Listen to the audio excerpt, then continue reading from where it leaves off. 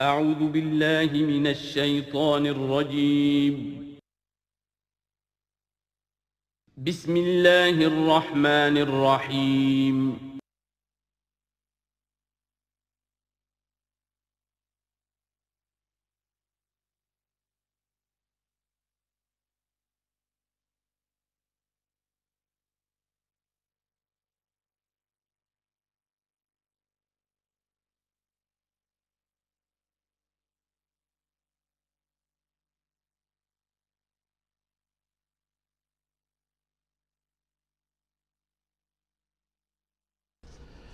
نحمده ونصلي على رسوله الكريم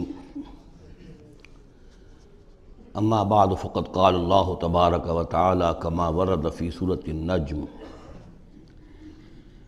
اعوذ بالله من الشيطان الرجيم بسم الله الرحمن الرحيم وأن عليه النشأة الأخرى وأنه هو أغنى وأقنى وأنه هو رب الشعرى وَأَنَّهُ أَهْلَكَ عَادًا الْأُولَى وَثَمُودَ فَمَا أَبْقَى وَقَوْمَ نُوحٍ مِّن قَبْلُ إِنَّهُمْ كَانُوا هُمْ أَظْلَمَ وَأَطْغَىٰ وَالْمُؤْتَفِكَةَ أَهْوَىٰ فَغَشَّاهَا مَا غَشَّىٰ فَبِأَيِّ آلَاءِ رَبِّكَ تَتَمَارَىٰ صدق اللہ العظیم۔ اور یہ کہ اللہ ہی کے ذمے ہے دوبارہ اٹھا دینا، اور یہ کہ اسی نے دولت دی، اسی نے خزانہ دیا، لیکن اس کے ایک معنی یہ بھی ہے کہ اسی نے جس کو بھی فقر آتا ہے اسی کی طرف سے آتا ہے۔ اغنا اقنا، اقنا چونکہ یہ باب افعال ہے تو اس میں سلب ماخذ کا ایک مفہوم بھی ہوتا ہے۔ وَأَنَّهُ هُوَ رَبُّ الشِّعْرَىٰ، وہ ستارہ جس کی کہ عام طور پر پرستش کی جاتی تھی، یہ کہ اس کا رب بھی وہی ہے۔ وَأَنَّهُ أَهْلَكَ عَادًا الْأُولَىٰ، اور یہ کہ اسی نے ہلاک کیا تھا پہلے عاد کو۔ عاد وہ قوم تھی جو احقاف میں آباد تھی، جن کی طرف کہ حضرت ہود علیہ السلام مبعوث ہوئے تھے، لیکن اس کے بعد پھر جو قوم سمود وجود میں آئی، چونکہ اسی قوم عاد میں سے جو اہل ایمان تھے اور حضرت ہود علیہ السلام انہوں نے وہاں سے ہجرت کی، اور پھر ان کی نسل سے یہ دوسری قوم جو سمود وجود میں آئی، تو اسے عاد ثانیہ بھی کہا جاتا ہے کہ پہلے عاد وہ تھے، دوسرے یہ عاد ہیں۔ سمود کو بھی عاد ثانیہ کہا جاتا ہے چونکہ یہ انہی کی نسل تھی۔ تو انہو اہلک عاد الاولیٰ، اسی نے ہلاک کیا تھا پہلے عاد کو۔ وثمود فابقیٰ، اور عاد ثانیہ یعنی سمود کو بھی تو پھر کسی کو باقی نہ چھوڑا۔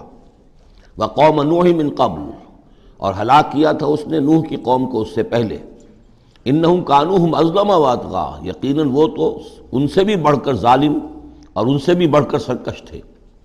والمؤتفکۃ اہویٰ، اور وہ بستی کہ جسے اس نے پلٹ دیا تھا، الٹی ہوئی بستی کو اس نے پٹخ دیا، اس سے مراد ہے سدوم اور عمورہ کی بستیاں۔ فغشاها ما غشا، اور پھر اس کو ڈھانپ لیا جس چیز نے کہ ڈھانپ لیا۔ جب اس کے اوپر ایک دفعہ تو وہ زلزلہ آیا اور تلپٹ کر دیا، اور پھر اس پر کنکروں کی بارش ہوئی تھی۔ فغشاها ما غشا، تو وہ کنکروں کی بارش نے پھر ان کو ڈھانپ دیا۔ فبأي آلاء ربك تتمارى، تو تم اپنے رب کی کون کون سی قدرتوں کے بارے میں تم اسے جھٹلاؤ گے یا ان کے بارے میں شک کرو گے۔ ھذا نذیر من النذر الاولیٰ، ھذا یہ یعنی محمد صلی اللہ علیہ وسلم یہ بھی ایک خبردار کرنے والے ہیں، جیسے کہ اور بہت سے خبردار کرنے والے پہلے آ چکے ہیں۔ من النذر الاولیٰ، پہلے کے، نذیر کی جمع نذر۔ ازفت الازفہ، آ چکی ہے قریب وہ آنے والی۔ لیس لہا من دون اللہ کاشفہ، اور نہیں ہے کوئی اس کو کھول دینے والا اللہ کے سوا۔ اس کے یہ بھی معنی ہے کہ جیسے کشتی کا لنگر کہیں ہو تو لنگر کھول کر، لنگر اٹھا کے پھر کشتی کو روانہ کیا جاتا ہے، تو ایسے ہی وہ قیامت ابھی لنگر انداز ہے، لیکن اس کو روانہ کرنا، اسے چلانا اللہ ہی کا کام ہے جب وہ چاہے گا۔ اور یہ بھی ہے کہ اس کا علم جو ہے کہ کھول کر دکھا دیا جائے کہ وہ کب آئے گی، یہ بھی صرف اللہ کے پاس ہے، اس کے سوا کوئی نہیں ہے کہ جو بتا سکے کب آئے گی۔ افمن ھذا الحدیث تعجبون، تو کیا تم کو اس بات سے تعجب ہو رہا ہے؟ ھذا الحدیث، اس قرآن ہی کے بارے میں کہا جا رہا ہے۔ وتضحکون ولا تبکون، اور تم ہنستے ہو اور روتے نہیں ہو۔ وانتم صامدون، اور تم خوش فیلیاں کر رہے ہو، خوش گپیوں میں لگے ہوئے ہو۔ فاسجدوا للہ واعبدوا، بس سجدہ کرو اللہ کے لیے اور اسی کی بندگی کرو، اسی کی پرستش کرو۔ اس سورہ مبارکہ میں جو زور خطابت ہے، جیسا کہ میں نے پہلے عرض کیا کہ ہم لوگ اس کا صحیح اندازہ نہیں کر سکتے۔ یہ جو عربوں کا ایک ذوق تھا، بڑے بڑے خطیب ان کے ہاں ہوتے تھے۔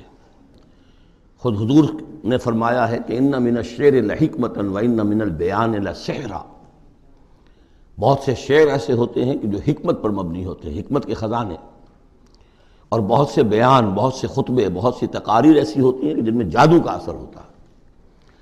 تو اس خطبے کے اندر جو خطابت کا جوش ہے، جیسا کہ میں نے عرض کیا، اب ظاہر بات ہے کہ وہ عرب اور خاص طور پر جو کہ پوری فصاحت اور بلاغت سے واقف ہوں وہ سمجھتے ہیں۔ لہذا اس کے بارے میں جو رائے آتی ہے وہ یہ ہے کہ آپ نے جس مجمع میں کھڑے ہو کر یہ سورت سنائی تو پورا کا پورا مجمع جو ہے دب بخود رہا، اور وہ ساکت و صامت ہو کر اس کو سنتے رہے۔ کافر بھی تھے، اہل ایمان بھی تھے، بڑے بڑے دشمن بھی تھے حضور کے، لیکن یہ کہ اس کا ایسا زور تھا، اتنا اثر تھا، اتنی تاثیر تھی کہ دم بخود رہے۔ اور آخر میں جب حضور نے یہ آیت پڑھی تو سب کے سب سجدے میں گر گئے۔ البتہ بعد میں پھر انہوں نے بات بنا لی ایک، اور وہ واقعہ ہے تلقا غرانیق العلا کا۔ جب ان سے کہا گیا تم بھی سجدے میں گر پڑے محمد صلی اللہ علیہ وسلم کا یہ کلام سن کر یا قرآن ان کی زبان سے سن کر، تو انہوں نے کہا کہ ہم نے تو سنا تھا کہ اسی میں انہوں نے یہ بھی فرمایا تھا جہاں ذکر آیا ہے افرأیتم اللات والعزی ومناۃ الثالثۃ الاخری، تو وہاں محمد نے یہ بھی کہا تھا تلک الغرانیق العلا وَإِنَّ شَفَاعَتَهُنَّ لَتُرْتَجَىٰ، یہ بڑی اونچی دیویاں ہیں، بڑی اونچے مقام والی دیویاں ہیں یہ لات اور منات اور عزیٰ، اور یہ کہ ان کی شفاعت کی توقع ہے، شفاعت کریں گے۔ تو ہم نے چونکہ یہ آیت بھی سنی تھی، یہ بھی سنا تھا ان کے زمان سے، لہذا ہم نے سمجھا کہ بس اب جھگڑا ختم ہو گیا، اور محمد نے بھی ہماری دیویوں کو کسی درجے میں مان لیا، جھگڑا تو یہی تھا، لہذا ہم بھی ان کے ساتھ سجدے میں گر گئے۔ لیکن یہ گویا کہ ان کی سخن سازی تھی، یا یہ کہ بعض علماء کی یہ تعویل ہے کہ ہو سکتا ہے کسی شیطان نے جب کہ حضور پڑھ رہے تھے تو یہ الفاظ پڑھ دیے ہوں آواز ملا کر اور انہوں نے سنے ہوں، واللہ عالم۔ لیکن میرے نزدیک اصل میں اس صورت کی تاثیر تھی، اس کی اتنی ہیبت تھی اس میں کہ اس کے نتیجے میں جب آخر میں یہ حکم آیا سجدہ کرو اللہ کو اور بندگی کرو اسی کی، تو وہ سب کے سب گویا کہ بے اختیار جسے ہم کہتے ہیں، فَأُلْقِيَ السَّحَرَةُ سَاجِدِينَ، جیسے القیہ کا لفظ آیا ہے کہ وہ جادوگر جو تھے حضرت موسیٰ علیہ السلام کا جو مقابلہ کرنے آئے تھے، فعل مجہول ہے، گرا دیے گئے جادوگر سجدے میں، جیسے کسی نے ان کو پکڑ کر اور الٹا کر دیا اور سجدے میں گرا دیا، یعنی بے اختیار کرنا انسان کا۔ تو ایسا ہی معاملہ اس سورت کے سننے پر بھی ہوا ہے، واللہ عالم۔ سورۃ القمر، بسم اللہ الرحمن الرحیم، اقتربت الساعۃ وانشق القمر۔ قیامت قریب آ چکی ہے، اور جیسا کہ میں عرض کر چکا ہوں کہ قیامت کی نشانیوں میں سے سب سے قطعی اور یقینی نشانی حضور کی بعثت ہے۔ انما بعثت انا والساعۃ کہاتین، میں اور قیامت ایسے ہیں، میرے ساتھ جڑی ہوئی قیامت آ رہی ہے، اب کوئی فصل نہیں ہے زیادہ۔ اور آپ کو معلوم ہے اللہ کا ایک دن 1000 برس کا ہے، تو ابھی تو 1.5 دن بھی نہیں ہوا نبی اکرم صلی اللہ علیہ وسلم کے انتقال کو، اللہ کے حساب سے 1.5 دن نہیں ہوا۔ بہرحال قیامت قریب آ چکی ہے، اس سے آگے چل کر ہم دیکھیں گے ایک صورت میں یہ آیت بھی آئی ہے، انہم یرونہ بعیدا ونراہ قریبا، یہ اسے دیکھ رہے ہیں بہت دور اور ہمیں وہ سامنے نظر آ رہی ہے۔ ہمارے علم میں ہے کہ وہ تو قیامت جو ہے وہ کھڑے ہوئے اسرافیل اور سور کو منہ پہ انہوں نے لگا رکھا ہے، بس ذرا سا اشارہ ہمارا ہے کہ اس کے بعد وہ سور میں پھونک مار دیں گے۔ اقتربت الساعۃ وانشق القمر، اور ہو گیا، 2 ٹکڑوں میں منقسم ہو گیا۔ یہ ایک خرق عادت بات، میں اسے معجزہ نہیں کہہ رہا، اس لیے کہ میں نے معجزے کی جو بات ہے وہ پہلے بیان کی ہے۔ ہر رسول کا معجزہ وہ ہوتا ہے کہ جو دعوے کے ساتھ پیش کیا جائے، اور پھر خاص طور پر جب کہ مطالبہ کیا جا رہا ہو۔ اس قسم کا کوئی معجزہ محمد الرسول اللہ صلی اللہ علیہ وسلم کا سوائے قرآن کے نہیں، خرق عادت بے شمار ہے۔ اولیاء اللہ کی کرامات ہوتی ہیں تو محمد الرسول اللہ صلی اللہ علیہ وسلم کی کرامات جو ہیں وہ تو 1000 گنا ہوں گی۔ اسی قسم کا ایک واقعہ یہ ہے کہ آپ منی میں تشریف فرما تھے، اور بھی لوگ تھے، ان میں سے کسی نے کہا کہ کوئی نشانی ہو، آپ نے کہا آسمان کی طرف دیکھو، انگلی کی اور وہ چاند سب نے دیکھا کہ دو ٹکڑے ہو کر ذرا سا ہٹ کر ایک دوسرے سے دور ہو کر پھر آ کر جڑ گئے، وانشق القمر۔ اب اس پر بعض لوگوں نے تو اس اعتبار سے اعتراض کیا جس اعتبار سے ہر خرق عادت کی تعویل کرنے کی کوشش کی ہے، سر سید احمد خان مرحوم اور ان کے مکتبہ فکر کے جو لوگ ہیں، لیکن بعض حضرات نے اس اعتبار سے بھی کہ تاریخی طور پر اس کا کوئی ثبوت نہیں ہے، لیکن یہ کہ یہ معلوم ہوتا ہے، ایک تو یہ کہ اس کا جواب یہ ہے کہ ظاہر بات ہے کسی جگہ پر دنیا میں اس وقت رات تھی، کسی وقت وہ دن تھا، اس میں چاند کو دیکھنے کا سوال ہی نہیں۔ پھر یہ کہ جہاں چاند ہوتا ہے اس میں سب لوگ ٹکٹکی باندھے ہوئے چاند کو تو نہیں دیکھ رہے ہوتے کہ آسمان میں کیا ہوا، اور چاند کا دو ٹکڑے ہو کر ذرا سا ہٹنا اس سے کیا فرق واقع ہوا ہوگا، روشنی اس کی جو کہ تو زمین پر رہی جو بھی تھی، تو کسی نے جو ہے خام خواہ پلٹ کر دیکھا ہو۔ لیکن یہ کہ مالابار کے ساحل پر کوئی راجا تھا ہندو، اس نے یہ دیکھا تھا، اتفاق کی بات ہے کہ وہ اس وقت دیکھ رہا تھا آسمان کی طرف، اور وہ حیران ہوا، اس نے دیکھا کہ چاند پھٹا، دو ٹکڑے ہوئے اور وہ ذرا فاصلے پر گئے پھر جڑ گیا۔ بعد میں اسے جب اسلام کی یہ دعوت پہنچی اور یہ آیت بھی پہنچی تو اس نے اسی گواہی دی کہ میں اس کا چشمدید گواہ ہوں، پھر وہ اسلام لایا۔ واللہ اعلم۔ اقتربت الساعة وانشق القمر وإن يروا آية يعرضوا ويقولوا سحر مستمر، اور اگر وہ دیکھیں کوئی آیت، کوئی نشانی، تب بھی اعراض کریں گے اور کہیں گے کہ یہ تو جادو ہے جو چلا آ رہا ہے پہلے سے۔ وَكَذَّبُوا وَاتَّبَعُوا أَهْوَاءَهُمْ، اور انہوں نے تکذیب کی، جھٹلایا اور اپنی خواہشات کی پیروی کی۔ وَكُلُّ أَمْرٍ مُسْتَقِرٌ، اور ہر معاملہ جو ہے اللہ کا امر کا وہ ایک وقت معینہ کے لیے قرار پا چکا ہے۔ ہر کام کے لیے اللہ تعالیٰ کی اسکیم میں ایک وقت ہے، اس سے پہلے وہ کام نہیں ہوگا۔ لیکن یہ کہ انسان کا کام یہ کہ اپنا فرض ادا کرتا رہے، وہ کام کب ہونا یہ اللہ کا کام ہے، اللہ کے ذمہ ہے۔ ہمیں اقامت دین کی جد و جہد کرنی ہے، اس لیے کہ ہمارا وہ فرض عین ہے، ہمیں تو وہ جد و جہد کرنی ہے، ہماری نجات کا دار و مدار اس پر ہے۔ ہمارا کام یہ کہ سمجھیں اس جد و جہد کے لیے طریقہ کار کیا ہے، سیرت النبی سے اس کے لیے اخذ کریں، پھر یہ کہ اس کے کیا آداب ہیں، کیا شرائط ہیں، اور اس کے لیے جو ہے پوری طرح غور و فکر کریں، یہ بات دوسری ہے۔ پھر نظر ثانی بھی کرتے رہیں، کیونکہ اب کوئی معصوم تو ہے نہیں کہ جس کے پاس وقتاً فوقتاً جو ہے وہی آ رہی ہو اور ہدایت مل رہی ہو۔ اجتہاد ہی ہے، اجتہاد میں خطا بھی ہو جاتی ہے، بڑے سے بڑے آدمی سے ہو سکتی ہے، لیکن یہ سب کچھ اپنی جگہ پر، فرض اپنی جگہ ہے، جد و جہد کرو۔ باقی ہو سکتا ہے تمہاری زندگی میں نہ آئے، کوئی پرواہ نہیں، تمہیں اپنا فرض ادا کرنا ہے، تم سرخرو ہو جاؤ اللہ کے ہاں کہ اللہ میں نے زندگی اسی کام میں لگا دی، بس تم کامیاب ہو جاؤ، باقی کب اللہ کو یہ کرنا یہ اللہ جانتا۔ اس حوالے سے اصل میں جو لوگ ذرا ان چیزوں میں عجلت کے شکار ہو جاتے ہیں، پھر وہ یہ ہے کہ اگر دیکھتے ہیں کہ یہ تو کام نہیں ہو رہا، سیدھے طریقے سے نہیں ہو رہا، تو الٹے سیدھے طریقے، ٹیڑھی انگلیوں سے گھی نکالو اگر سیدھے سے نہیں نکل رہا، بائی ہک اور بائی کرک، دائیں بائیں سے کسی طریقے سے، پھر وہ غلطیاں ہوتی ہیں، پھر وہ تحریکیں جو ہیں غلط راستوں پہ پڑ جاتی ہیں۔ اصل غلطی یہی ہوتی ہے کہ یہ نہ سمجھا جائے کہ اس کو کر گزرنا میرا فرض ہے، نہیں نہیں نہیں، اس کو کرنے کی جد و جہد میں تن من دھن لگا دینا میرا فرض ہے، کر گزرنا یہ اللہ کے ذمہ ہے، وہ کب چاہے گا کہ یہ ہو اسی وقت ہوگا۔ وَلَقَدْ جَاءَهُم مِّنَ الْأَنبَاءِ مَا فِيهِ مُزْدَجَرٌ، ان کے پاس وہ خبریں آ چکی ہیں، انباء الرسل، جس میں ڈانٹ ہے، ان کے لیے تہدید ہے، اگر ان خبروں کو وہ سنیں اور سمجھیں تو ان کے لیے بھی اس میں سبق ہے۔ حکمتٌ بالغۃ، جہاں وہ ڈانٹ اور ڈپٹ ہے اس کے اندر، وہیں پر حکمت بھی ہے پوری، اور بالغہ پوری حکمت۔ فما تغنی النذر، لیکن یہ کہ یہ جو بھی آئے خبردار کرنے والے، ان سے ان کو کوئی فائدہ نہیں پہنچا۔ فتول عنہم، وہی ہر صورت میں آپ دیکھ رہے ہیں، اے نبی ذرا آپ درگزر کیجئے، آپ ذرا توجہ ہٹا لیجئے۔ فتول عنہم، تو آپ ذرا ان سے آپ اپنا رخ پھیر لیجئے۔ یوم ید الداعی الی شیء نکر، جب وہ دن آئے گا جس دن کہ ایک پکارنے والا پکارے گا ایک بڑی ناگوار چیز کی طرف، جب سور پھونکا جائے گا اور یہ نکلیں گے اپنے قبروں سے۔ خش عن ابصارہم، ان کی نگاہیں زمین میں گڑی ہوئی ہوں گی۔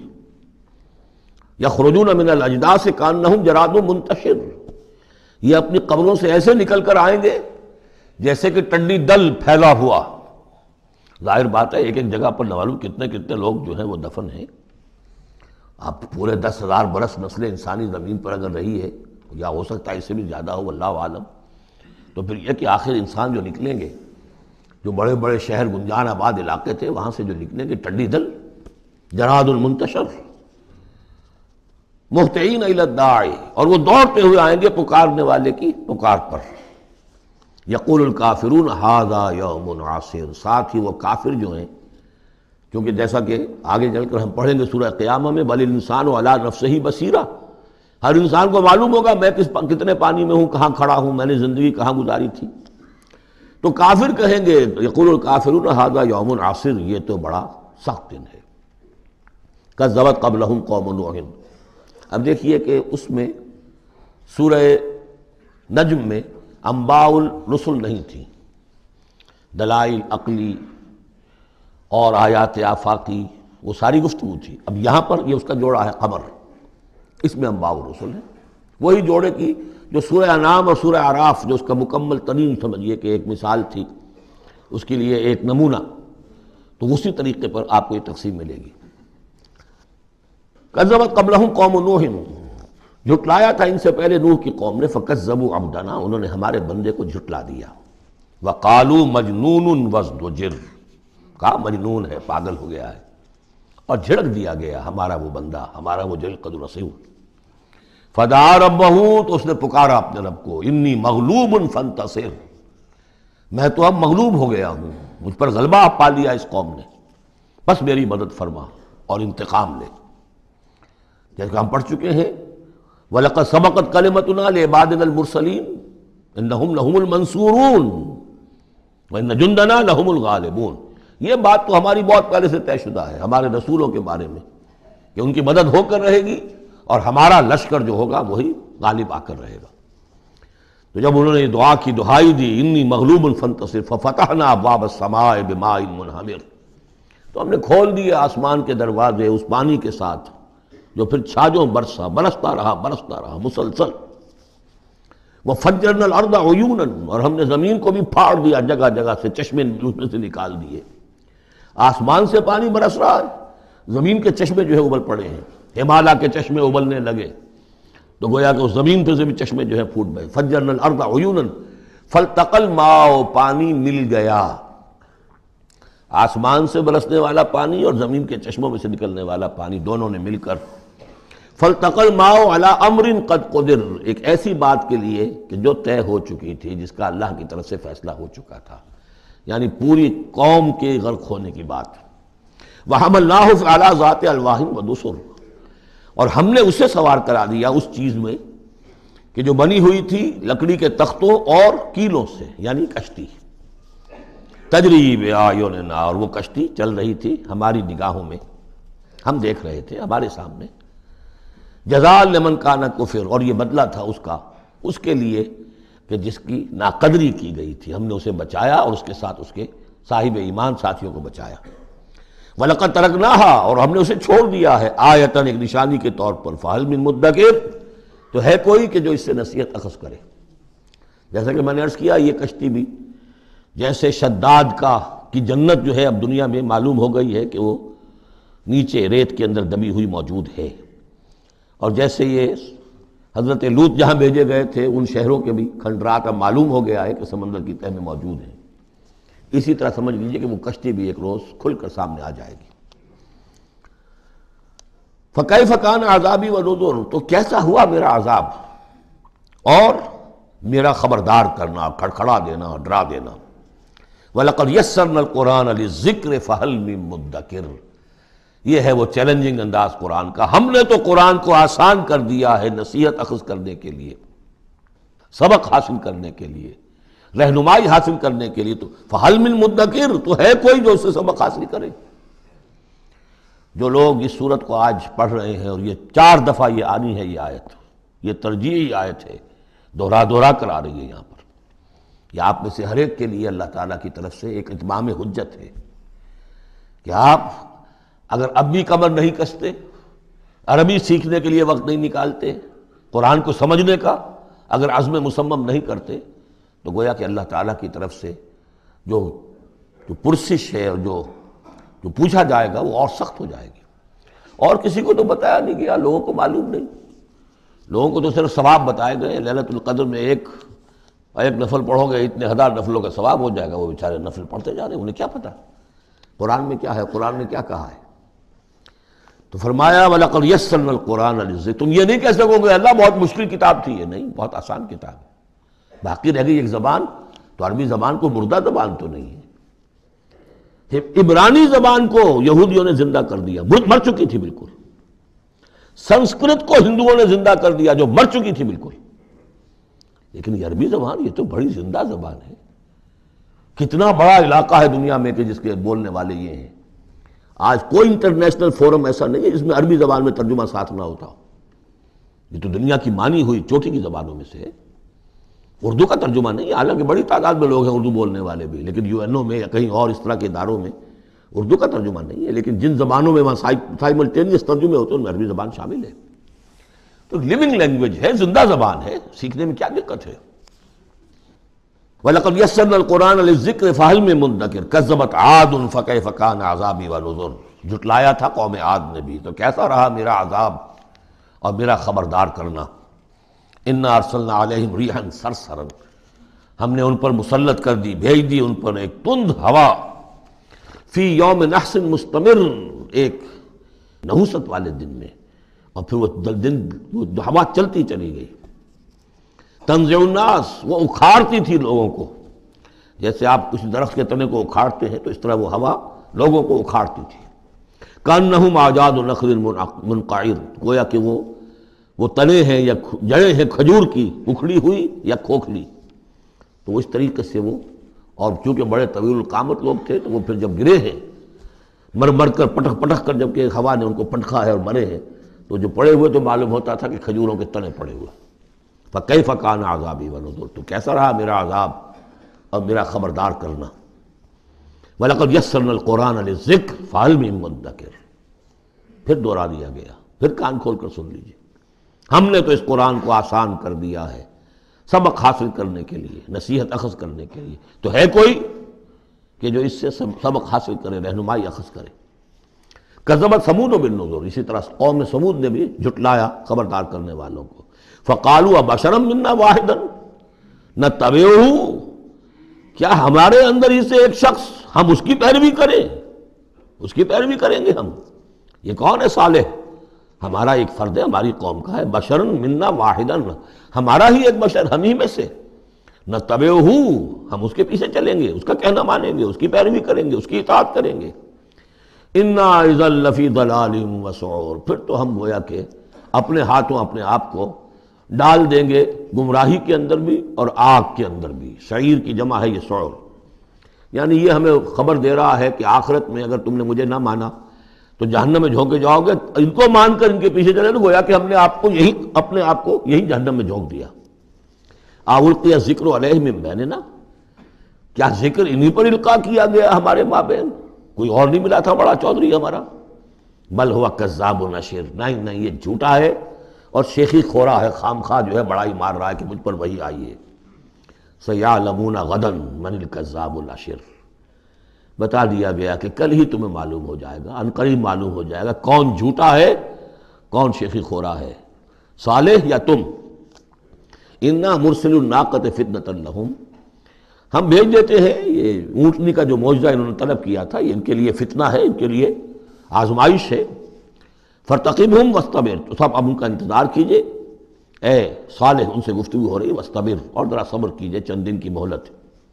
وَنَبِّئْهُمْ أَنَّ الْمَاءَ قِسْمَةٌ بَيْنَهُمْ. انہیں خبردار کر دیجئے، بتا دیجئے انہیں کہ پانی جو ہے ان کے مابین اب تقسیم ہو جائے گا. یعنی ایک دن وہ اللہ کی اونٹنی ناقۃ اللہ جو اللہ نے پیدا کی خاص طور پر معجزانہ طریقے پر، وہ پانی پیے گی، اور دوسرے دن ان کے تمام جو مال مویشی ہیں وہ آ کر پانی پئیں گے. ہوتا یہ تھا کہ جب وہ آتی تھی تو اس کی ہیبت سے تمام جانور بھاگ جاتے تھے. تو پھر معاملہ ہوا کیا کیا جائے. تو طے کیا گیا کہ اب باری مقرر کر دی جائے، ایک دن وہ آئے گی اور سارے چشمے کا پانی پی جاتی تھی، اور دوسرے دن پھر یہ کہ وہ اپنے مویشی لاتے تھے اور پلاتے تھے. ان الماء قسمۃ بینہم کل شرب محتضر. ہر باری پر پہنچا جائے گا. فنادوا صاحبہم، تو انہوں نے پکارا اپنے ایک صاحب کو، اپنے ایک جو زیادہ ان میں سخت تھا، فتعاطا، اس کی دہائی دی کہ یہ کرو بھائی کوئی علاج اس کا، اس اونٹنی کا۔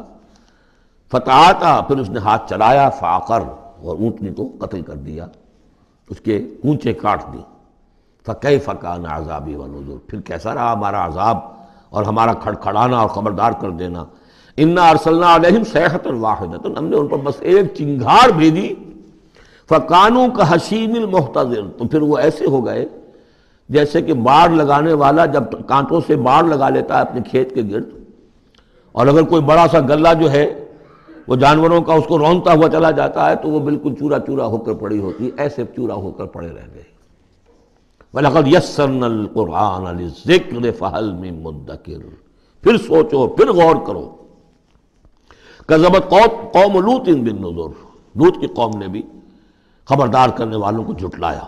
انا ارسلنا علیہم حاصبا الا آل لوط، ہم نے بھیج دیا ان پر ایک ایسی تیز دار آندھی جو پتھر لے کر آئی تھی، سوائے آل لوط کے گھر والوں کے۔ نجیناہم بسحر، ان کو ہم نے نجات دے دی صبح کے وقت، نعمت من عندنا، وہ نعمت تھی، انعام تھا ہمارے پاس سے۔ کذالک نجزی من شکر، اسی طرح ہم بدلہ دیتے ہیں اس کو کہ جو شکر کرتا ہے ہمارا۔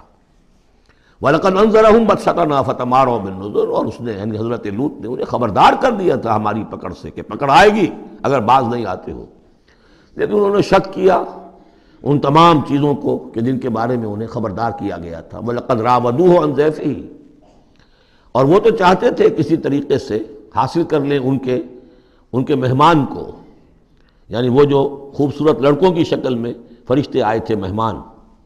فَطَمَسْنَا أَعْيُنَهُمْ، ہم نے ان کی آنکھوں کو مٹا دیا۔ بائبل میں یہ آتا ہے کہ ایک فرشتے نے ذرا اپنا ہاتھ اس طرح پھیلایا اور جتنے وہ لوگ تھے پورا کا پورا سب کی آنکھیں اندھی ہو گئی، نگاہیں ختم ہو گئی۔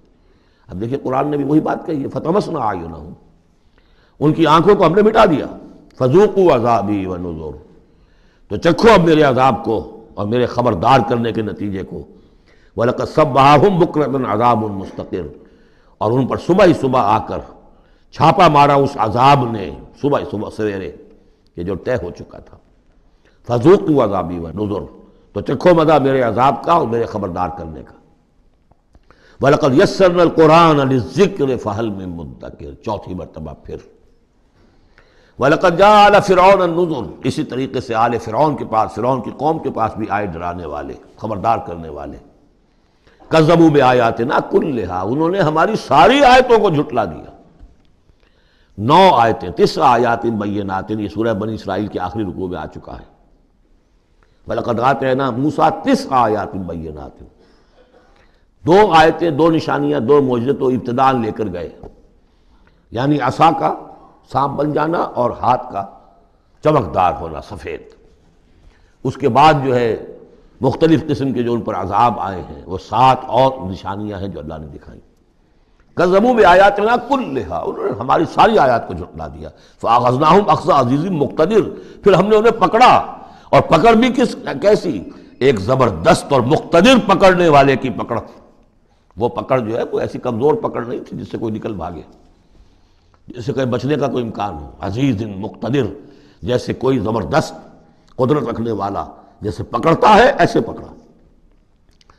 اب یہاں یہ ساری گفتگو کر کے اب روئے سخن ہے حضور صلی اللہ علیہ وسلم اور جو کفار مکہ ہیں۔ اکفارکم خیر من اولئکم، بھلا اے قریش تم سوچو کیا تمہارے کفار جو ہیں، جو تم میں سے جو لوگ جو کفر کر رہے ہیں، وہ بہتر ہیں ان کافروں سے؟ اگر ان پر اللہ کا عذاب آیا تھا تو تم پر کیوں نہیں آ جائے گا؟ اکفارکم خیر من اولئکم ام لکم براۃ فی الزبر، یا تمہارے لیے اللہ تعالیٰ کی طرف سے کوئی فارغ خطی ہے، کوئی ایشورنس ہے کسی سابقہ کتابوں میں کہ تم پر عذاب نہیں آئے گا؟ اگر ان پر عذاب آیا، ان کو اللہ نے ہلاک کر دیا، ان کو برباد کر دیا، تو کون سی رکاوٹ ہے، کیوں نہیں تم پر آئے گا؟ ام یقولون نحن جمیع منتصر، کیا ان کا خیال ہے کہ ہماری بڑی جمعیت ہے، ہم طاقتور ہیں اور ہم بدلہ لینے پر قادر ہیں؟ سیہزم الجمع ویولون الدبر، ان قریب ان کی جمعیت شکست کھا جائے گی۔ آخر غزوہ بدر میں کیا ہوا؟ وَيُوَلُّونَ الدُّبُرَ، اور وہ پیٹھ دکھائیں گے اور بھاگیں گے۔ تو روایت سیرت میں جو آتا ہے واقعہ کہ حضور نے جو طویل دعا کی اور طویل سجدہ کیا بدر سے ایک شب پہلے، طویل ترین دعا آپ نے کی، طویل ترین سجدہ کیا، اس میں جو دعا کی اس میں یہاں تک الفاظ آئے کہ اللہ اگر یہ سب ہلاک ہو گئے جو میری 15 برس کی کمائی ہے جو میں نے لا کر میدان میں ڈال دی ہے، پھر قیامت تک تیری بندگی کرنے والا کوئی نہیں ہوگا۔ کیوں؟ کہ میں تیرا آخری رسول ہوں، میرے بعد کوئی نبی نہیں، کوئی رسول نہیں، میری 15 برس کی کمائی یہ ہے جو میں نے لا کے یہاں ڈال دی۔ تو اس کے بعد پھر حضرت ابوبکر نے بھی کہا، وہ پہرے پر کھڑے ہوئے تھے کہ بس حسبک حسبک، حضور بس کیجئے بس کیجئے، لیکن عین اسی وقت پھر یہ آپ نے سر اٹھایا تو کہا، یہی آیت پڑھتے ہوئے آپ کی زبان مبارک پر یہ آیت جاری تھی اس وقت، سَيُهْزَمُ الْجَمْعُ وَيُوَلُّونَ الدُّبُرَ، یہ جمعیت جو ہے ہزار کی یہ شکست کھا جائے گی اور یہ سب پیٹھ دکھا کر بھاگیں گے۔ بَلِ السَّاعَةُ مَوْعِدُهُمْ وَالسَّاعَةُ أَدْهَىٰ وَأَمَرُّ، بلکہ یہ تو چھوٹے موٹے عذاب ہیں جو دنیا میں آئیں گے، شکست ہو جائے گی اور کچھ مارے جائیں گے 70 ان کے، یا کچھ اور ہو جائے گا، یا ذلت ہو جائے گی، رسوائی ہو جائے گی۔ سن 9 ہجری میں اعلان عام کر دیا جائے گا قتل عام کا، اور پھر یہ جو ہے پھر یہ ایمان لائیں گے یا عرب چھوڑ کے بھاگ جانے پر مجبور ہو جائیں گے۔ لیکن یہ چھوٹی چیزیں ہیں، بل الساعۃ موعدہم، اصل جو ان کے وعدے کا وقت ہے وہ ہے قیامت، والساعۃ ادھیٰ وامر، اور وہ قیامت جو ہے وہ بہت بڑی آفت بھی ہے اور بہت کڑوی بھی ہے۔ مرن کہتے ہیں کڑوے کو، اور امر سب سے زیادہ کڑوی۔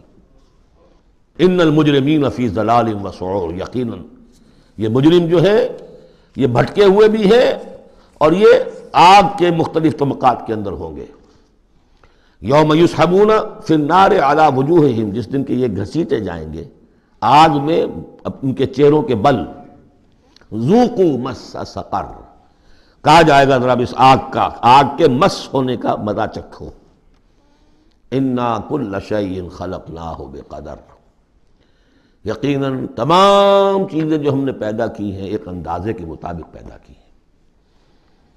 وما امرنا الا واحدۃ کلمح بالبصر، اور ہمارا جو امر ہے اس کی شان تو یہ ہے کہ بس جیسے نگاہ کا لپک جانا، وہی بات کن فیکون، ہمارے امر کا معاملہ تو یہ ہے۔ وَلَقَدْ أَهْلَكْنَا أَشْيَاعَكُمْ فَهَلْ مِن مُدَّكِرٍ، اور دیکھو اے قریش، ہم نے تمہاری اس جزیرہ نما عرب میں بسنے والی بہت سی قوموں کو ہلاک کیا، فَهَلْ مِن مُدَّكِرٍ، تو کوئی ہے اس سے سبق حاصل کرنے والا۔ یعنی ایک قرآن ہے جو تمہارے لیے تذکر کا سورس ہے، ایک وہ تاریخ ہے، آیات تاریخیہ، ایام اللہ، ان سے تم سبق حاصل کر سکتے ہو۔ ایک آیات آفاقی و انفسی ہیں، ان سے سبق حاصل کر سکتے ہو۔ وَكُلُّ شَيْءٍ فَعَلُوهُ فِي الزُّبُرِ، اور وہ تمام کام جو یہ کر رہے ہیں یہ صحیفوں میں لکھے جا رہے ہیں، ریکارڈ ہو رہے ہیں۔ وَكُلُّ صَغِيرٍ وَكَبِيرٍ مُسْتَطَرٌ، اور ہر چھوٹی چیز بھی بڑی چیز بھی لکھی جا رہی ہے۔ یہی بات ہم نے وہاں پڑھی تھی سورہ کہف میں، وَوُضِعَ الْكِتَابُ فَتَرَى الْمُجْرِمِينَ مُشْفِقِينَ مِمَّا فِيهِ وَيَقُولُونَ يَا وَيْلَتَنَا مَا لِهَذَا الْكِتَابِ لَا يُغَادِرُ صَغِيرَةً وَلَا كَبِيرَةً إِلَّا أَحْصَاهَا وَوَجَدُوا مَا عَمِلُوا حَاضِرًا۔ اس وقت وہ کافر چیخ اٹھیں گے کہ یہ کیسی کتاب ہے، کیسا اعمال نامہ ہے، کیسا ریکارڈ ہے کہ اس نے کسی چھوٹی سی چھوٹی مائنوٹس ڈیٹیلز کو بھی omit نہیں کیا ہے، بڑی چیزیں بھی ہیں چھوٹی بھی ہیں۔ تو یہاں بھی فرمایا کل صغیر و کبیر مستطر، ان المتقین فی جنات و نہر، یقیناً ہمارے خدا ترس بندے، ڈرنے والے بندے، آخرت کے خیال سے لرزاں و ترساں رہنے والے بندے، ہمارے احکام کی پابندی کرنے والے بندے، دنیا کی زندگی میں پھونک پھونک کر قدم رکھنے والے بندے، وہ ہوں گے باغات میں اور نہروں میں، چشموں میں۔ فی مقعد صدق عند ملیک مقتدر، ان کا بہت اعلیٰ رتبہ ہوگا۔ قدم صدق، یہ سورہ یونس میں بھی آ چکا ہے، قدم صدق عند ربہم، عند ملیک، اس بادشاہ کے مقرب ہو جائیں گے، قریب ہوں گے۔ مقتدر، شہنشاہ ارض و سما جو مقتدر ہے اس کے مقربین میں ان کا شمار ہوگا۔ اللہم ربنا اجعلنا منہم، اللہم ربنا اجعلنا منہم۔ اللہم ربنا اجعلنا منہم، آمین یا رب العالمین۔ سورۃ الرحمن اور سورۃ الواقعہ یہ آخری جوڑا ہے۔ میں نے عرض کیا تھا شروع میں کہ یہ 7 صورتیں جو ہیں ان میں سے سورہ قاف منفرد ہے، سورہ زاریات، سورہ طور جوڑا ہے، سورۃ النجم، سورۃ القمر جوڑا ہے، سورۃ الرحمن، سورۃ الواقعہ یہ جوڑا ہے۔ یہ جوڑا بڑا عجیب ہے۔ قرآن مجید کی یہ 2 صورتیں ایسی ہیں کہ نبوت، رسالت، وحی، ان تینوں کے ذکر سے بالکل خالی، ذکر ہی نہیں۔ ہر صورت کا اپنا ایک مزاج ہے، اپنی ایک خاص شان ہے اس میں۔ اور دوسرے یہ کہ سورہ رحمان جو ہے یہ واحد صورت ہے پورے قرآن میں جس میں مسلسل خطاب جنوں اور انسانوں سے متواتر ہو رہا، پیرلل۔ ویسے تو یہ کہ یہ بات میں عرض کر چکا ہوں کہ جنوں میں کوئی نبی نہیں، ان میں روح نہیں ہے، روح آدم میں پھونکی گئی تھی، اور چونکہ ریسیپینٹ آف وحی از روح، تو ان کے ہاں وحی نہیں ہے، لہذا وہ بھی جو انسانوں میں رسول آئے ہیں انہی کی ہدایت کے پیرو رہے۔ ان میں سے جو اچھے لوگ ہیں، جو نیک لوگ ہیں، وہ ایمان لائے، جس کی ایک مثال ہمارے سامنے آ بھی چکی ہے۔ وہ جنات تھے، حضرت موسیٰ پر ایمان رکھنے والے تھے، تورات کے ماننے والے تھے، اور ان کا گزر ہوا، قرآن انہوں نے سنا، وہ ایمان لے آئے، اور پھر جا کر وہ اپنی قوم میں تبلیغ شروع کر دی۔ تو گویا کہ قرآن مجید میں جب یا ایھا الناس کہا جاتا ہے تو اگرچہ انسان مراد ہیں، لیکن یہ کہ انہی کے تابع خطاب جو ہے وہ جنات سے بھی ہے، لیکن اس صورت میں اس کو کھول دیا گیا۔ باقی یہ اسی پر قیاس کرتے ہوئے پورے قرآن کو سمجھیے کہ اس پورے قرآن کے مخاطب انسان بھی ہیں، جنات بھی ہیں، لیکن یہاں صرف یہ کہ اس کو ایک ایک قدم کے اوپر تثنیہ کا صیغہ، فَبِأَيِّ آلَاءِ رَبِّكُمَا تُكَذِّبَانِ فَبِأَيِّ آلَاءِ رَبِّكُمَا تُكَذِّبَانِ یا معشر الجن والانس، اے انسانوں اور اے جنات کی جماعتوں، جو کھل کر جو ہے صراحت کے ساتھ جو ہے انسانوں کے ساتھ جنات کا ذکر اور ان سے خطاب، وہ صرف اس ایک صورت میں پورے قرآن مجید میں۔ ایک اور بات یہ ہے کہ اس میں 2 جنتوں کا تذکرہ ہے، اور سورہ واقعہ میں بھی ایسا ہی ہے۔ ان دونوں میں ترتیب عجیب ہے مضامین کے اعتبار سے، جس کو کہ آپ مرر امیج کہتے ہیں۔ آج کل مکان بہت سے بنتے ہیں ایسے کہ بالکل مرر امیج ہوتے ہیں کہ یوں لا کے ملا دیے تو ایک جیسے ہوں گے۔ ڈرائنگ روم جڑے ہوئے ہیں، پھر کوئی بیڈ روم ہے وہ ادھر ہے، پھر ادھر آخر میں پورچ ہے، وہی نقشہ ادھر ہے وہی نقشہ ادھر ہے، تو گویا کہ ہے مرر امیج۔ تو ان دونوں صورتوں میں مضامین جو ہے مرر امیج کے ساتھ ہے۔ سورہ رحمان میں قرآن مجید کی عظمت کا بیان اور اس کا جو حق ہے جو انسانوں کو ادا کرنا چاہیے اس کو مضمر کیا، اور عظمت قرآن کا بیان کیا۔ یہ شروع ہو رہی ہے صورت اس سے۔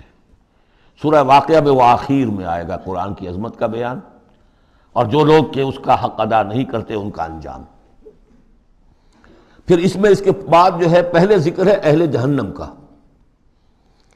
اور اس کے بعد ہے 2 طرح کی جنتوں کا، 2 درجے ہیں اہل جنت کے، لیکن وہاں کیا ہے؟ پہلے تذکرہ ہے دو کامیاب گروہوں کا، اور پھر آخر میں تذکرہ ہے جہنمیوں کا۔ اس اعتبار سے اس میں مضامین کی بڑی گہری مناسبت بھی ہے، اور ایک مرر امیج کی ترتیب سے یہ عکسی ترتیب ان کے مضامین میں ہے۔ سورۃ الرحمن، بسم اللہ الرحمن الرحیم۔ نوٹ کر لیجئے یہ ترجیحی جو آیت ہے اس میں 31 مرتبہ آئی ہے آیت۔ کل آیات 78 ہیں، جن میں سے 31 جو ہیں وہ تو در حقیقت فَبِأَيِّ آلَاءِ رَبِّكُمَا تُكَذِّبَانِ اس کی تکرار ہے۔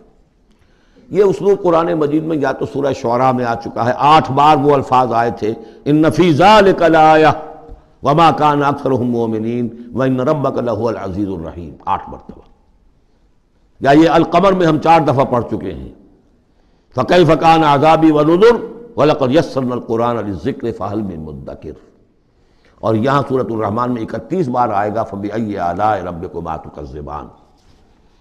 بسم اللہ الرحمن الرحیم۔ الرحمن علم القرآن خلق الانسان علمہ البیان۔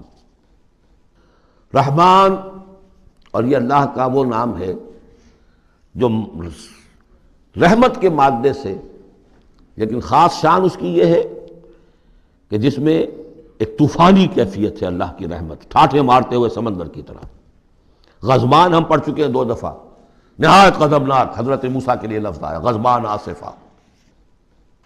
تو عرب کہے گا اگر بھوک سے مر رہا ہے انا جوعان، پیاس سے مر رہا ہے انا عطشان، تو رحمان کے وزن پر بہت مبالغہ ہوتا ہے، اور اس میں ایک شان ہوتی ہے جیسے کہ طوفانی شان، طوفان وہ بھی اسی میں ہے. الرحمن وہ ہستی کہ جس کی رحمت ٹھاٹھے مارتے سمندر کے مانند ہے. علم القرآن، اس نے قرآن سکھایا ہے. یعنی یہ کہ قرآن مجید کی عظمت کا تصور کرو، یہ اللہ کی رحمانیت کا مظہر عتم ہے، اس کی رحمت کی سب سے بڑی شان، اس کا مظہر عتم جو ہے وہ قرآن ہے. دوسری بات یہ، اللہ کے ناموں میں چوٹی کا نام رحمان ہے، بہت پسندیدہ. رحمت کی تو ضرورت ہر شخص کو ہے. حضور نے فرمایا میں بھی مستغنی نہیں. آپ نے ایک موقع پہ فرمایا کہ کوشش جنت میں صرف اپنے اعمال کی بنیاد پر نہیں جائے گا جب تک کہ رحمت خداوندی دستگیری نہ کرے. اور حضرت عائشہ سے ہے یہ روایت. حضرت عائشہ نے پوچھ لیا، ظاہر بات ہے میاں بیوی کے درمیان ایک بے تکلفی بھی ہوتی ہے، کہ کیا حضور آپ بھی؟ آپ نے فرمایا ہاں میں بھی. الا ان یتغمدنی ربی برحمتہ، میں بھی جنت میں نہیں جا سکوں گا مگر اس صورت میں کہ میرا رب مجھے اپنی رحمت سے ڈھانپ لے. تو رحمان چوٹی کا نام ہے اللہ کے ناموں میں سے. اور جو علم اللہ نے دیا ہے انسان کو، اس میں چوٹی کا علم قرآن ہے. ایک علم وہ ہے ریویلڈ نالج جس کی چوٹی یہ ہے، ایک علم ہے ایکوائرڈ نالج، رفتہ رفتہ انسان جا رہا ہے.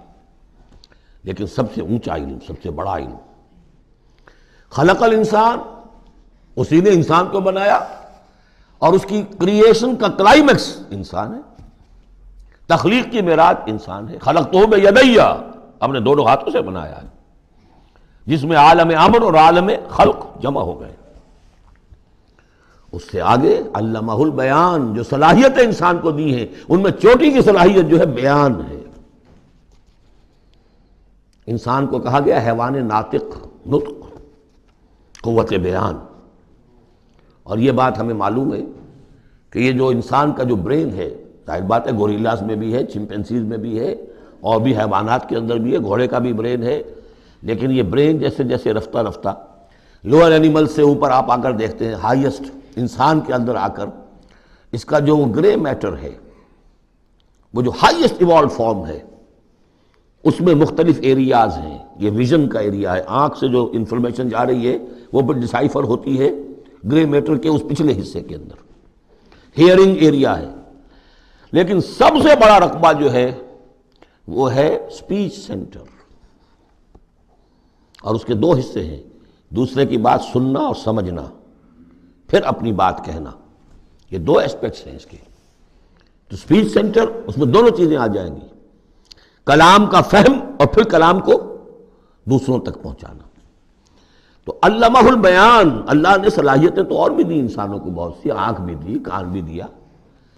لیکن یہ آنکھ اور کان تو حیوانات میں بھی ہے، بلکہ بعض حیوانات کی بصارت ہم سے کہیں زیادہ آگے ہے. بعض حیوانات وہ ہیں کہ جنہیں روشنی کی بھی ضرورت نہیں دیکھنے کے لیے، بغیر اندھیرے میں بھی دیکھتے، ہم تو اندھیرے میں نہیں دیکھ سکتے.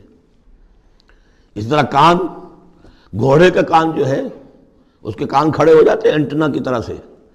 اگر کہیں سے آہٹ ہو، جب یہ آپ کے گھوڑ سوار نے کچھ نہیں دیکھا، کھلا سنا ہے، لیکن ذرا سی آہٹ کہیں کی گھوڑے نے سن لی. اس حوالے سے باقی چیزیں جو ہیں ان میں تو یہ کہ علیحدہ علیحدہ گنا جائے گا تو صلاحیتیں باقی شاید انسان سے بہتر بھی دوسرے حیوانات میں ہیں. سونگھنے کی صلاحیت کتے میں جتنی ہے ہمارے پاس تو 1/100 بھی نہیں ہے. حیوانات میں سونگھنے کا ایریا جو ہے وہ بہت بڑا ہوتا ہے برین کے اندر، وہ سونگ کر چیزوں کو اندازہ کرتے ہیں کھانے کی ہے کہ نہیں ہے. لیکن انسان کے ہاں آ کر ہائیسٹ لیول آف برین میں یہ اسپیچ سینٹر ہے.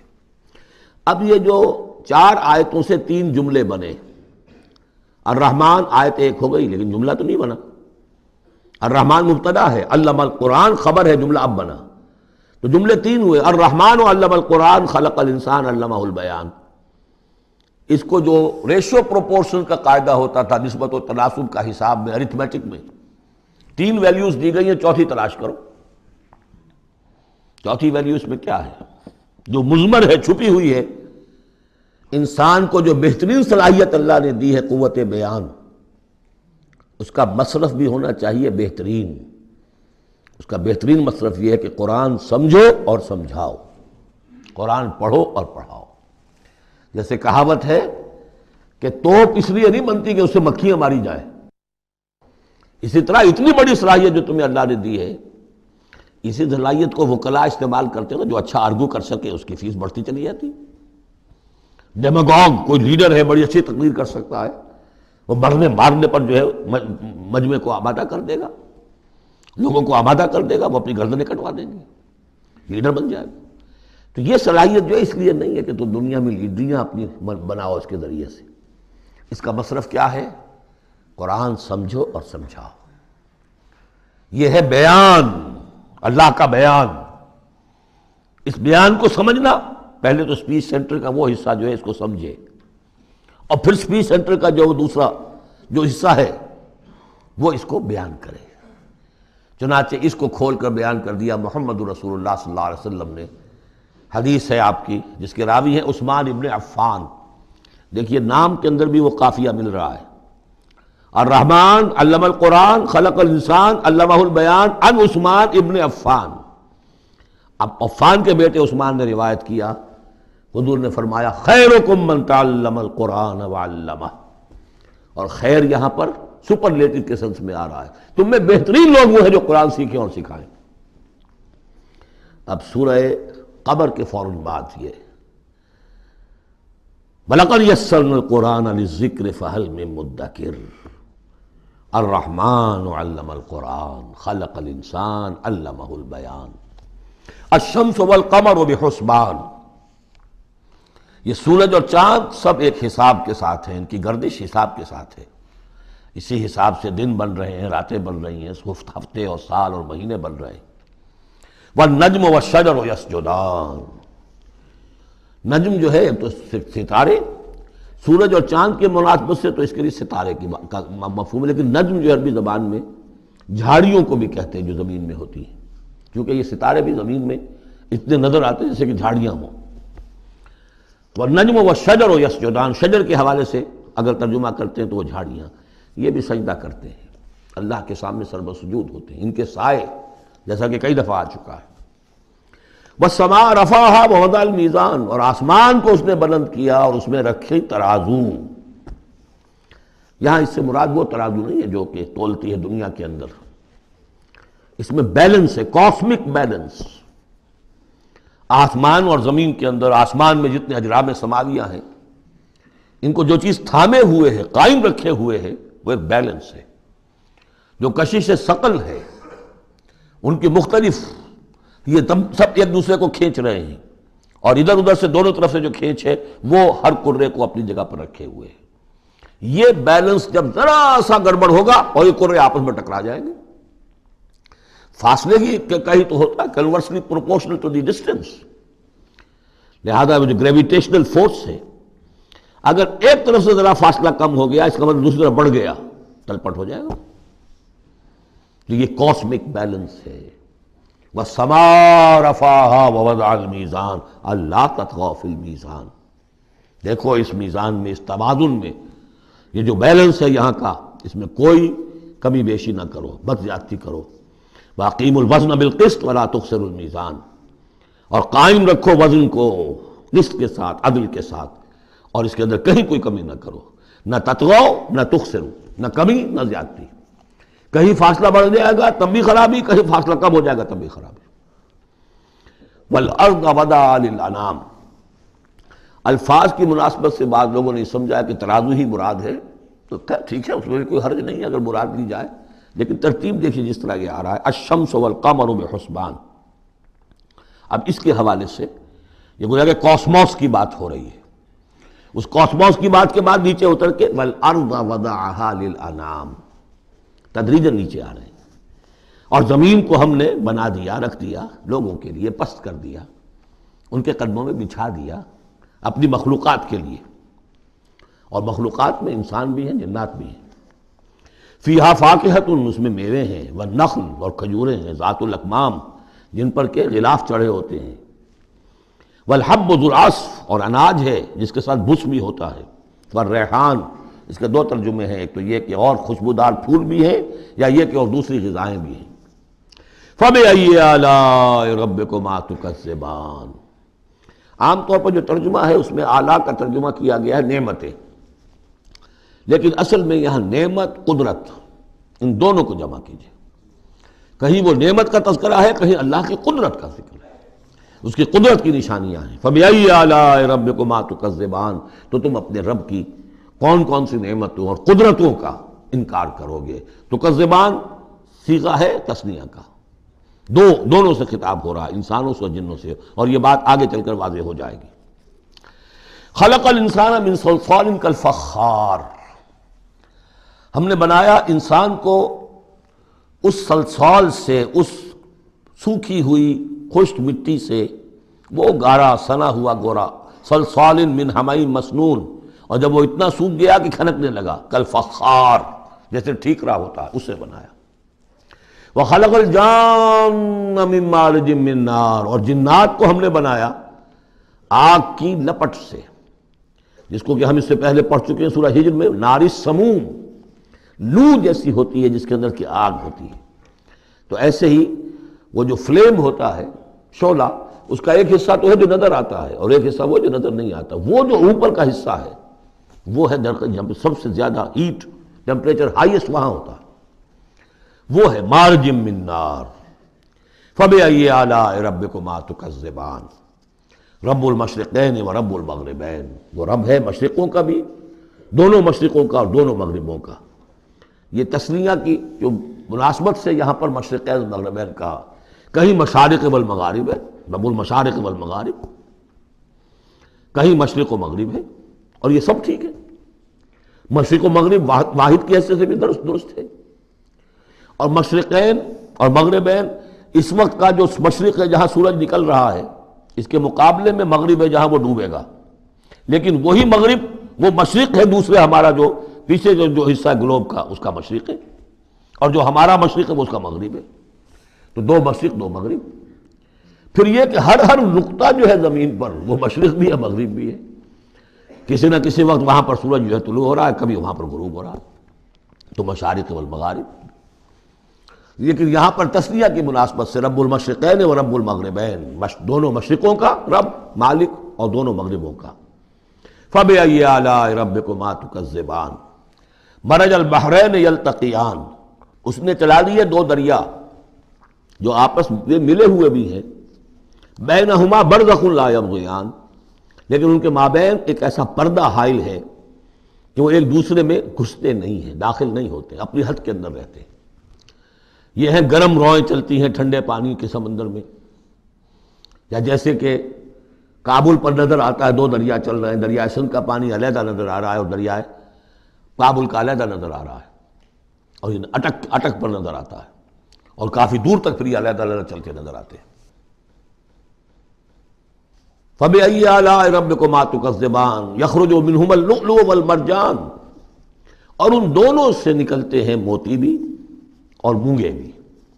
فَبِأَيِّ آلَاءِ رَبِّكُمَا تُكَذِّبَانِ وَلَهُ الْجَوَارِ الْمُنْشَآتُ فِي الْبَحْرِ كَالْأَعْلَامِ، اور اس کے لیے ہی ہیں، اللہ ہی کی ملکیت ہے وہ پہاڑ جیسے جہاز، جوار المنشآت جو اونچے کھڑے رہتے ہیں اور سمندر میں ایسے ہوتے ہیں جیسے پہاڑ.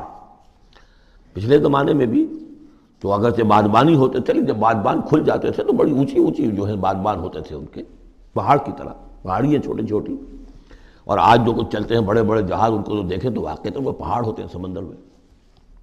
فَبِأَيِّ آلَاءِ رَبِّكُمَا تُكَذِّبَانِ كُلُّ مَنْ عَلَيْهَا فَانٍ. اب یہ جو یہاں آئی ہیں اب تک آیات، اللہ کی صنائی، اللہ کی قدرت نوٹ کریں گے جب ہم سورہ واقعہ پڑھیں گے.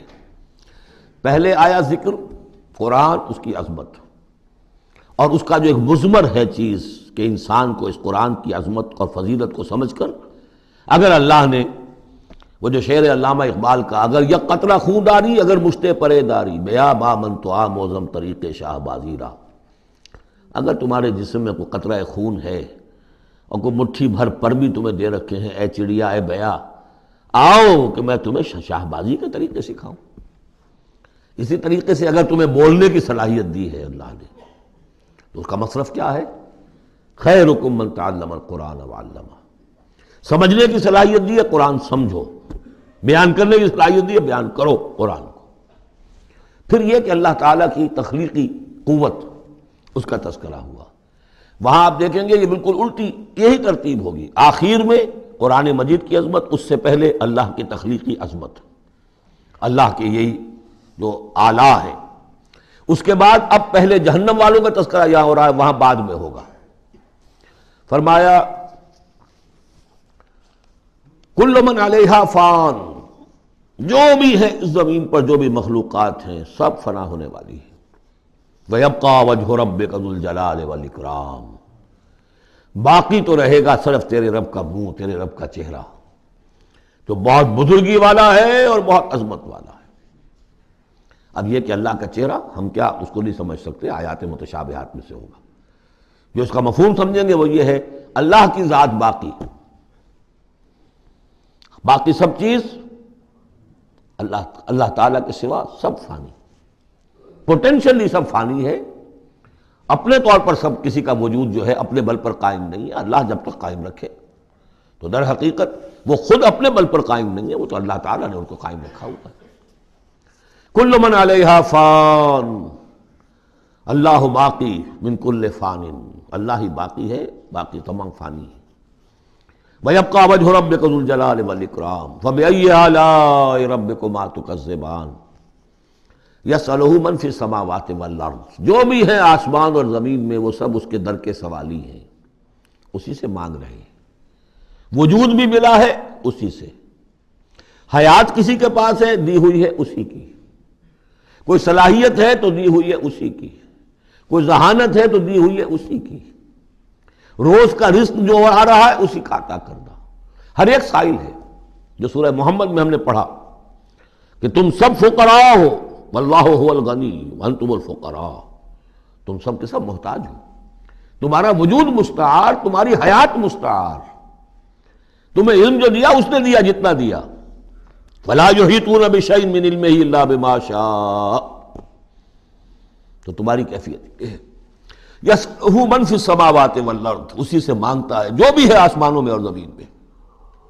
کل یوم ہوا فی شان، وہ ہر دن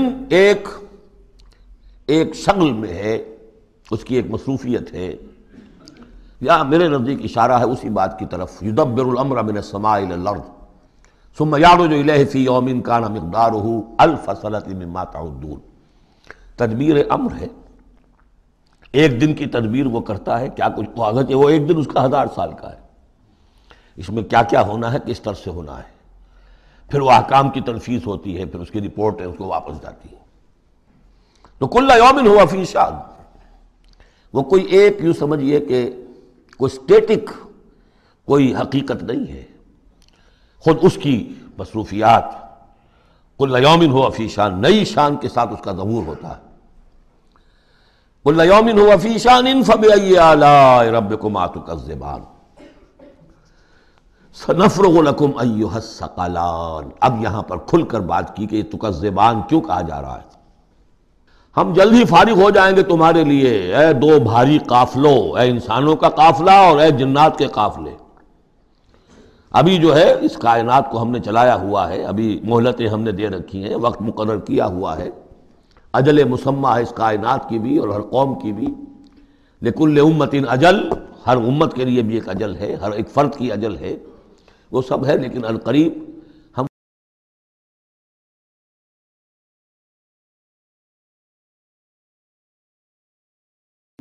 فَبِأَيِّ آلَاءِ رَبِّكُمَا تُكَذِّبَانِ، تو اے جنات اور اے انسانوں کی جماعت، تو تم اپنے رب کی کن کن نعمتوں کا اور کن کن صنائیوں کا، کن کن قدرتوں کا انکار کرو گے.